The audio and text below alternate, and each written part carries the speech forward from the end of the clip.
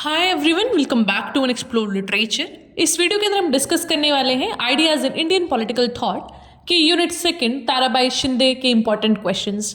तो आप सबकी इतनी ज़्यादा रिक्वेस्ट थी इस टॉपिक पे कि इसके नोट्स लाओ, इंपॉर्टेंट क्वेश्चंस लाओ, तो प्लीज़ वेट, आज शाम तक ताराबाई शिंदे वाले भी हम ये अपलोड कर देंगे।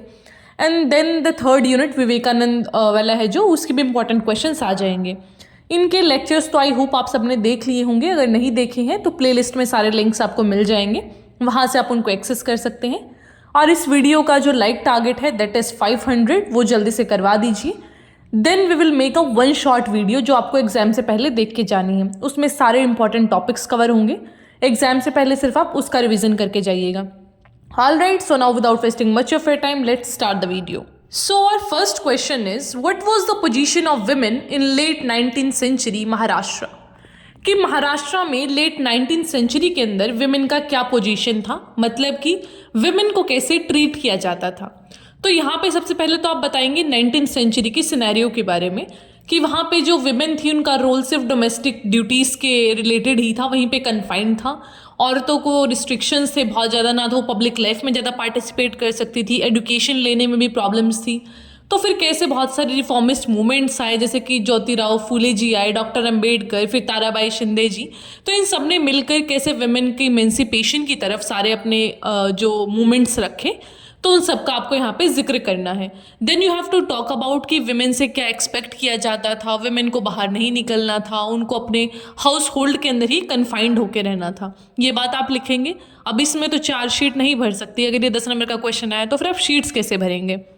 ये मैं 3 वीडियोज़ में बता चुकी हूँ सिंगल बात, but still you people have this doubt, I am repeating it again, कि जब शीट्स भरने की बात आए तो फिर आप क्या करेंगे। एशियंट इंडिया का एग्जाम्पल डालो कि 19th सेंचुरी में ये था, और एंशियंट इंडिया में कैसा था।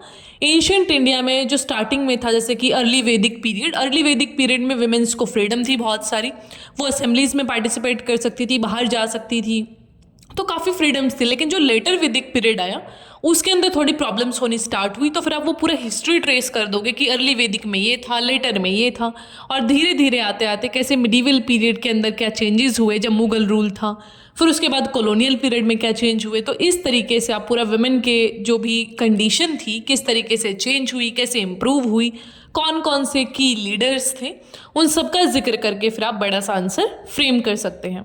Now the second question is, what are the contributions of Tarabai Shinde in promoting gender equality? या फिर ये क्वेश्चन ऐसे भी आ सकता है कि ताराबाई शिंदे ने वुमेन इमेंसिपेशन के लिए क्या किया। इमेंसिपेशन का मतलब यही होता है कि आप कैसे उनको स्ट्रेंथन कर रहे हो।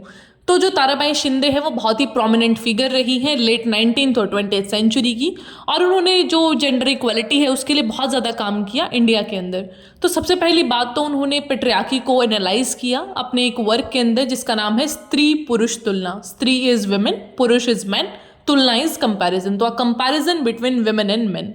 Then is advocacy for women education.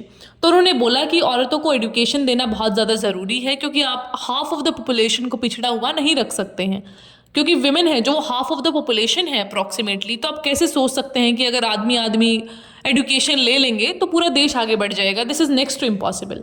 Then is asserting women's right. फिर उन्होंने वुमेन राइट की बात की कि जो वुमेन है उनका खुद का ऑटोनॉमी होना चाहिए, उनकी खुद की चॉइस होनी चाहिए, फ्रीडम होना चाहिए, लिबर्टी होना चाहिए, वो किसी के अधीन नहीं है, वो आदमी के नीचे नहीं है कि okay man will guide them, आदमी जब उनको कुछ बोलेगा तो वो करेंगे, अदरवाइज उनका कोई राइट नहीं है, कोई लिबर्टी नहीं है। तो वो सारी चीज़ों को ऐसा छोड़ने के लिए इन्होंने एडवोकेट किया। देन शी टॉक्स अबाउट कि कौन कौन सी रिलीजियस और सोशल प्रैक्टिसेस हैं जो कि जेंडर इनइक्वालिटी को प्रमोट कर रही हैं, तो हमें उनको भी त्याग देना चाहिए। तो वो ट्रेडिशनल नॉर्म्स के बारे में बात करती हैं कि कुछ ऐसी ऐसी प्रैक्टिसेस हैं जहाँ पे फॉर एग्जांपल कि हम मेंस्ट्रुएशन के टाइम पे हम औरतों को ऐसा परमिट नहीं करते कि दे शुड विजिट किचन, तो इस तरीके से, और टेम्पल्स विजिट करने के लिए परमिशन नहीं होता। तो वो सारी जो रिग्रेसिव प्रैक्टिसेस है ना, कि भाई एक वो जनरल सा नेचुरल सा वो प्रोसेस है, that is just a part of life of a women, तो आप उसको इस तरीके से क्यों देख रहे हो। तो वो सारी चीज़ों के बारे में यहाँ पे इन्होंने अवेयरनेस क्रिएट किया।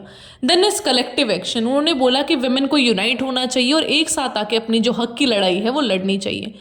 Then the last point is influence on later feminist movements, कि जो ताराबाई शिंदे की राइटिंग है उनका काफ़ी असर पड़ा बाद में जो फेमिनिस्ट मूवमेंट्स आए काफ़ी सारे, और उन्होंने गाइड किया वुमेन्स को कि how to fight for their rights. Now the third question is what were the issues of women in colonial India.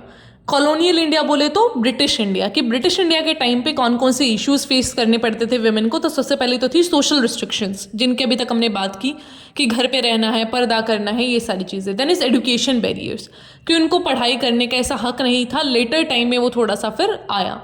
Then is child marriages होती थी, सती प्रथा होती थी। चाइल्ड मैरिज का मतलब है छोटे छोटे बच्चों की शादी कर देना। देन इज सती प्रथा। सती प्रथा का मतलब है कि आपके पति की अगर डेथ हो गई है तो आपको भी आग में धकेल दिया जाएगा, आपको भी उनके साथ ही ऐसा मर जाना होगा। You have to like burn alive, ये वाली चीज़ें रहती थी। देन इज इकोनॉमिक डिपेंडेंस, कि जो औरतें हैं वो सबसे पहली बात तो ये है कि वो पिछड़ी इसलिए रहती हैं क्योंकि उनके पास उनका खुद का इकोनॉमिक सोर्स नहीं है। उनको एक मेल के ऊपर डिपेंड रहना पड़ता है, वो मेल के ऊपर डिपेंडेंट है, जिसकी वजह से आदमी फिर अपना रोब झाड़ता है उनके ऊपर। तो वो सारी चीज़ें हैं जो काफ़ी रोल प्ले करती हैं वुमेन के सब्जुगेशन में। वुमेन इसलिए ओप्रेस्ड हैं क्योंकि वो डिपेंडेंट हैं दूसरों के ऊपर। Then is legal disparities. अब उस टाइम पे जो लॉज थे वो भी इस तरीके के थे कि वुमेन को कोई ऐसा राइट नहीं था इनहेरिटेंस में। इनहेरिटेंस होता है जब आपका प्रॉपर्टी मिलता है, तो प्रॉपर्टी में कोई ऐसा था नहीं उनका राइट कि आपके पेरेंट्स की प्रॉपर्टी आपको मिले, सिर्फ जो मेल मेंबर होते थे घर के उनको मिलती थी। तो वो सारी जो चीज़ें थी उनकी वजह से भी जो वुमेन है वो काफ़ी पिछड़ी हुई रही कॉलोनियल इंडिया के अंदर। Now coming on to the fourth question, what is the concept of gender justice according to Tarabai Shinde. तो ताराबाई शिंदे के बारे में आप सबसे पहले लिखेंगे कि वो कौन थी। एक पियनियर फेमिनिस्ट सोशल रिफॉर्मर थी कॉलोनियल इंडिया के अंदर। उन्होंने एक वर्क लिखा था स्त्री पुरुष तुलना, और फिर किस तरीके से उन्होंने जेंडर जस्टिस की बात की उसके कुछ पॉइंटर्स मैंने यहाँ पे प्रोवाइड किए हैं। सबसे पहला है equality of main and women, कि औरतों को और मर्दों को इक्वली ट्रीट किया जाना चाहिए। दोनों जेंडर्स जो हैं वो इक्वल हैं, कोई छोटा नहीं, कोई बड़ा नहीं, कोई वीक नहीं है, कोई स्ट्रांग नहीं है। तो ये चीज़ें आपको एक्सेप्ट करनी पड़ेंगी। Then is critic of patriarchy. Patriarchy का मतलब होता है पितृसत्ता। पितृसत्ता बोले तो आदमियों का रूल, लाइक कि एक फैमिली होगी, उसका जो हेड होगा वो एक पुरुष होगा, एक मेल होगा, एक मैन होगा। ठीक है, तो उस चीज़ को इन्होंने क्रिटिसाइज किया कि भाई क्यों ऐसा, किस लिए, like women and man both are equal. तो ठीक है, जब हम बेसिकली अपनी जनरल लाइफ में भी ये चीज़ें देखते हैं कि जो नेम प्लेट्स होती हैं हमारे घरों के बाहर, बेसिकली वो हमारे ग्रैंड पेरेंट्स में अगर हम देखें तो ग्रैंड फादर के नाम पे होती हैं। तो वो चीज़ें थी उस टाइम पे। अभी थोड़ा सा अवेयरनेस आने लगा है लोगों के अंदर, people started giving respect to women.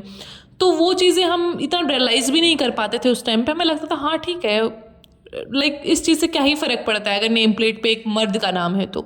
लेकिन अभी वी स्टार्टेड फाइंडिंग थिंग्स कि कैसे चीज़ें गलत हैं, कहाँ पे उनको सही होना चाहिए। तो वो सारी चीज़ों को उन्होंने क्रिटिसाइज़ किया और बताया कि जो पेट्रियार्की है वो कैसे सब्जुगेट करता है वुमेन को। Then comes the next point, rights and autonomy for women, की जो औरतें हैं उनको राइट्स मिलने चाहिए, तभी वो इक्वली ट्रीट की जा सकेंगी सोसाइटी के अंदर। देन इज एजुकेशनल एम्पावरमेंट, की औरतों के पास जब कुछ नॉलेज होगा, इंटेलेक्ट होगा, तभी वो आर्ग्यू कर सकती हैं, तभी उनको ये पता चलेगा क्या सही है क्या गलत है, वरना तो फिर कुछ भी करवाते रहो। जब एक आदमी को पता ही नहीं है कि उसके साथ गलत हो रहा है तो वो आवाज़ कैसे उठाएगा। तो वो जो एक रीजनिंग है वो आपको आएगी एडुकेशन के, जब आप अचीव कर लेंगे उसके बाद, then only you will get to know कि हाँ क्या सही है क्या गलत है। Then she criticises the social and religious practices, की जो सोशल रिलीजियस प्रैक्टिसेस हमारे यहाँ चल रही हैं वो भी औरतों को नीचे दबाने की कोशिश करती हैं, तो उनको भी थोड़ा सा अवॉइड करना चाहिए। Now coming on to the last question, question number 5th, difference between public and private space is what determines societal rights and leads to space segregation, कि क्या क्या डिफरेंस है जो हमारा पब्लिक और प्राइवेट स्पेस में, वो किस तरीके से हमारे सोसाइटी के राइट्स को डिफाइन करता है और इससे स्पेस सेग्रीगेशन कैसे होता है। ये बड़ा इंपॉर्टेंट क्वेश्चन है। तो यहाँ पे हम बात करेंगे पब्लिक स्पेस की। सबसे पहले पब्लिक स्पेस में हमें क्या होता है कि जो वुमेन है उनको कुछ ट्रेडिशनल कंस्ट्रेंट बता दिए जाते हैं कि ज़्यादा ज़ोर से हंसोगी नहीं, किसी की आंखों में आंखें नहीं डालोगी। तो इस टाइप की चीज़ें हैं जो हमें मतलब रियलाइज़ भी नहीं होती, and we just start doing that. ठीक है, आपको औरतों के साथ ऐसा पेश आना है, मर्दों के साथ ऐसा पेश आना है, मेल मेंबर के साथ आप ऐसे बात करेंगी, उनके ज़्यादा होता है ना कि male friendships are not meant for you. तो ऐसी ऐसी चीज़ें बहुत, अभी तो इम्प्रूवमेंट हुए हैं आई एक्सेप्ट, लेकिन this were the social constraints. Then is limited participation, कि जो औरतें हैं उनको पार्टिसिपेट नहीं करने दिया जाता पब्लिक लाइफ में। जब वो घर से ही बाहर नहीं निकलेंगी तो क्या तो वो पॉलिटिक्स में जाएंगी, क्या फिर वो लॉज बनाएंगी। अभी देखो, अभी in 2023 we got that 33% reservation into our parliament. अभी तक वो लॉ ही पास नहीं हो पा रहा था। तो ऐसी ऐसी जो चीज़ें हैं वो कितनी प्रॉब्लमेटिक है, जब आप उनको समझने पे बैठोगे ना तो आपको असल में पता लगेगा कि भाई चल क्या रहा है इस देश में। देन इज सेफ्टी कंसर्न, कि औरतें बाहर आना भी चाहती हैं, फैमिली मेम्बर्स भी अब चाहते हैं कि हाँ हमारा बच्चा पढ़े, लेकिन एक जो सेफ्टी वाली चीज़ आती है that is very much major है। और फिर वो पेरेंट्स को थोड़ा सा हिचकिचाहट करते हैं पेरेंट्स फिर इतने बड़े शहर में भेजने के लिए, दिल्ली जैसे, कि नहीं अब हम इतना आगे तो नहीं भेज सकते, तो वो लोकल टाउन्स में पढ़ाने की कोशिश करते हैं बच्चों को। ये होता है बेसिकली गर्ल्स के साथ, तो this is very much common, क्योंकि पेरेंट्स ऐसा दिल्ली जैसी सिटी में जब क्राइम रेट सुनते हैं तो they don't just want their daughters to be out. लड़के का तो ऐसा है कि ठीक है भैया भेज देते हैं, लेकिन लड़कियों के केस में this is very much common, और ये चीज़ें आपको अपने आसपास भी देखने को मिलती हैं। हमेशा एक पेरेंट, दिल्ली यूनिवर्सिटी में बच्चे का एडमिशन होना ऑल पीपल नो कि कितना मुश्किल है, बट स्टिल कुछ गर्ल्स एडमिशन ही नहीं लेती हैं because they parent don't allow कि हाँ आप ऐसे सिटी में जाइए। तो वो सारी चीज़ें हैं which confine us to our local space, या फिर कहें जो आपका प्राइवेट स्पेस है उसमें ही कन्फाइन करके रख देती हैं। Then comes the private space concept. यहाँ पे आपको बताया जाता है कि डोमेस्टिक स्फेयर में आपकी क्या क्या रिस्पॉन्सिबिलिटीज़ हैं, कि आपको घर के काम करने हैं। देन इज सोशल एक्सपेक्टेशंस, कि आप किस तरीके से बिहेव करेंगे आपके प्राइवेट स्फेयर में, क्या आपकी फैमिली ड्यूटीज़ हैं। देन इज लिमिटेड ऑटोनॉमी, कि आपको डिसीजन मेकिंग में कोई ज़्यादा रोल है नहीं। क्या रहता है कि जो मेल मेंबर होता है फैमिली का, that person only takes the decision. एक औरत का क्या रोल है, she is just limited to that kitchen, कि हाँ बस पराठे बनाएंगी वो और डिसीजन लेंगे पिताजी। तो वो वाला चीज़ है जो that is very much wrong, और आने वाली जनरेशन्स है एटलीस्ट उनको ये चीज़ें समझनी चाहिए, because we can not change. जो ये जनरेशनल गैप है उसको हम नहीं कर सकते इतना जल्दी दूर, बट स्टिल हम जो आने वाली जनरेशन्स हैं we people are studying about it, तो इतना हमारे अंदर होना चाहिए। बिकॉज अगर हम ऐसे ऐसे टॉपिक्स पढ़ रहे हैं तो ये पेपर में लिखने के लिए नहीं पढ़ रहे हैं, this is to develop your understanding कि हाँ आपका एक अपोजिट जेंडर भी है जिसको ये प्रॉब्लम्स फेस करनी पड़ती हैं। तो we should help each other grow. तो हमें क्या करना चाहिए कि हमें एक दूसरे की हेल्प करनी चाहिए जहाँ पे जिसको प्रॉब्लम आता है। तो स्पेशली अब देखो ये फैक्ट हम डिनाई नहीं कर सकते कि लड़के थोड़े से प्रिविलेज हैं इस मामले में, कि उनको ज़्यादा राइट्स मिले हैं, उनका सोसाइटल एक्सपेक्टेशंस अलग हैं थोड़ी गर्ल्स से, तो उनको भी आगे बढ़ के उनका हेल्प करना चाहिए गर्ल्स का, and girls should also behave in a positive way towards that. ठीक है, तो वो सारी चीज़ें होनी चाहिए। तो this is the sole purpose of teaching this unit इतना डिटेल में।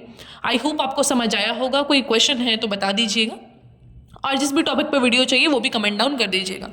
लाइक टारगेट है 500, वो जल्दी से पूरा करवा दो। I will meet you in the next video. Till then take care, stay happy, stay healthy, and don't forget to subscribe the channel.